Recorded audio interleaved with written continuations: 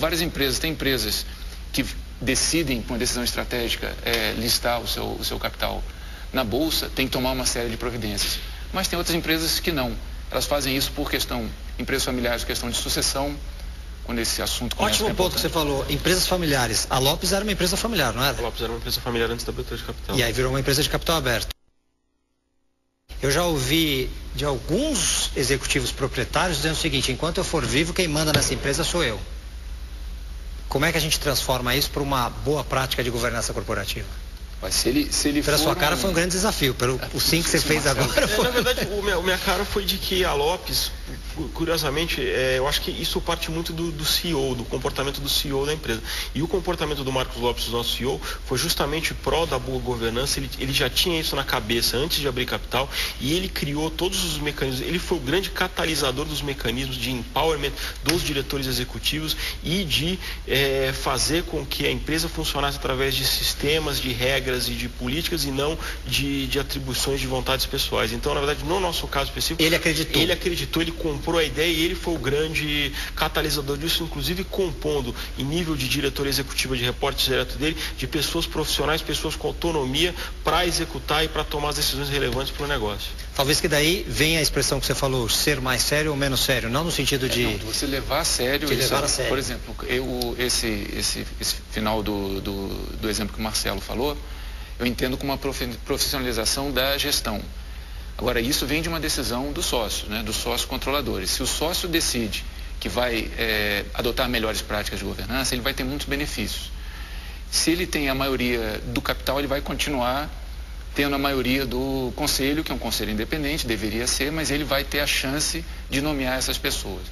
Ele colocando pessoas que têm um conhecimento do negócio e conselheiros independentes, que não têm vínculos com o negócio nem com os sócios, ele vai ter o benefício de ter visões diferentes, vai ter mais chance de identificar riscos que ele não via antes, por mais competente que ele fosse, e oportunidades também que ele não via antes. E um outro aspecto também muito relevante para as empresas de controle familiar é essa profissionalização da gestão, do conselho, do sócio, a profissionalização da família também. A família tem que levar a sério, mais a sério, como estratégico para o negócio, para a própria família, ela se organizar internamente para separar os assuntos de família em fóruns específicos, da empresa em outros fóruns e dos sócios em outro fórum. Quero ouvir um pouco mais sobre a profissionalização da família e até mesmo profissionalização pessoal, então fique com a gente, porque logo após o intervalo comercial, Pergunte ao Red Hunter volta.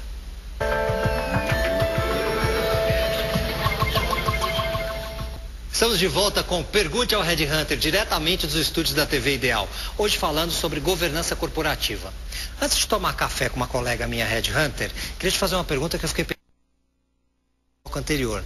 Você falou em governança corporativa, depois você falou em governança familiar, e aí eu fiquei pensando, então existe a governança pessoal. Se são as melhores práticas e os melhores hábitos para você mostrar para as pessoas com transparência e clareza, não começa da governança pessoal? Bom, a gente começa na pessoa, mas governança tem a ver com interações. Então, a pessoa se preparar para ser um agente de governança, da boa governança, seguindo aqueles 4 princípios que a gente falou, é fundamental para ela poder interagir com os grupos, seja grupo de trabalho, ou os grupos, conselho com sócios, ou até em casa mesmo. Existe uma governança familiar.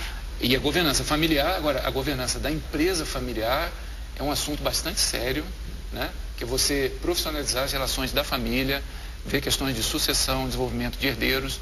Então, é um assunto em si, né? Diferente um pouco de governança corporativa, mas para as empresas de controle familiar é fundamental que elas busquem também a profissionalização. Então, vou mais além, eu vou falar de governança familiar em casa. Você não falou que são as boas práticas e os bons hábitos? Exatamente. Se você com, sei lá, seu cônjuge, não sei, com os filhos, na hora de decidir para onde que a gente vai nas férias, coisas desse tipo, ou acontecer alguma novidade importante que afeta aquelas pessoas que são as suas partes interessadas, os stakeholders, vamos dizer assim, se você tiver uma postura transparente, não discriminar, dar satisfação para eles e exigir essa satisfação também, e todo mundo pensar no bem comum, é uma família que vai funcionar melhor, provavelmente. Posso então usar os 4 princípios quando eu for me casar? Vejo a minha noiva, vejo a família dela, se eles aplicam esses princípios e por aí vamos. Acho que é bom. É por aí. É por aí.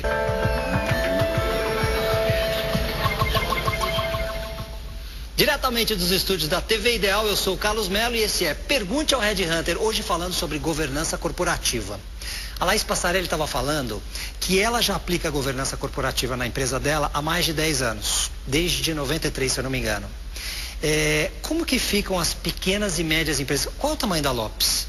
Olha, quantos funcionários tem a Lopes? Hoje a Lopes tem quase 500 funcionários e tem mais de 4.600 corretores. 4.600 corretores, quer dizer, uma população de quase 5 mil pessoas. Exatamente. Carlos, como funciona como empresa que tem 20 funcionários? Pequenas e médias empresas, né? O Sebrae constantemente mostra essas empresas que não conseguem sobreviver, elas abrem, tentam sobreviver e fecham. Tem a ver com governança isso? Existe governança aplicada em pequenas e médias empresas? Como funciona isso?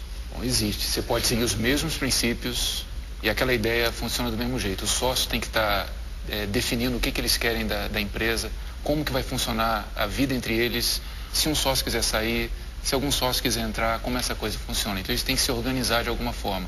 Isso pode estar inclusive no próprio contrato social. Não precisa ser nada muito sofisticado. É interessante... Por que você fala sofisticado? Eu vi que tem alguns sites que você pode entrar nas regras da empresa, ou no código de ética, no código de conduta. Isso, porque muita gente acha que governança é caro, né? E tem um custo associado, é óbvio. Mas você não precisa fazer uma coisa contratar muitos consultores, entendeu? Você pode organizar isso com um advogado e com alguém que entenda um pouco mais do assunto. Você pode organizar esse relacionamento entre os sócios. Faz isso enquanto está em paz, que é a melhor época. Depois é interessante você ter a figura do conselho. Pode começar com um conselho consultivo. Vamos juntar algumas pessoas de fora da empresa para trocar algumas ideias naqueles momentos de revisão estratégica ou de novas tomadas de decisão. Contrata uma auditoria independente, externa, independente, pode ser uma pessoa, um profissional, isso não é caro. E começa a ter o hábito de compartilhar informação com o próprio público interno. Com isso, a empresa já vai dar um passo à frente. Então, se eu entendi bem, independente de tamanho, de população de funcionários ou de setores abrangentes, a gente está falando muito de hábito e comportamento, é isso? Exatamente. É isso que define? É isso que define. E só para te dar um exemplo, a gente fez uma expansão geográfica no ano passado, a gente adquiriu 7 empresas e na verdade uma coisa muito engraçada, obviamente, para adquirir 7 empresas você acaba entrando em contato com um universo muito maior. E questões de governança entram muito num processo como esse e na credibilidade de quem você está adquirindo. Então, na verdade, quando você senta de reunião para conhecer uma empresa e conversar com ela e o outro lado já te apresenta que o negócio dele já possui regras claras, bem definidas, processos estruturados em que família é tratada em outro ambiente, naturalmente você se torna isso gera valor até num nível desse, quer dizer, entre uma empresa de capital fechado, uma empresa de capital aberto, uma empresa muito menor, uma empresa muito maior. Isso aconteceu quando vocês adquiriram todas essas empresas ou não? Sim, sem dúvida. As empresas que foi uma surpresa boa, então? Foi uma surpresa boa. Algumas das empresas que a gente adquiriu, no processo de aquisição, se mostraram já estruturadas e isso, obviamente, fez com que elas tivessem até o seu valor ampliado no negócio. Agora, falando um pouquinho de dinheiro, tem uma pergunta de um telespectador que eu gostaria que vocês respondessem para mim. Vamos dar uma olhada?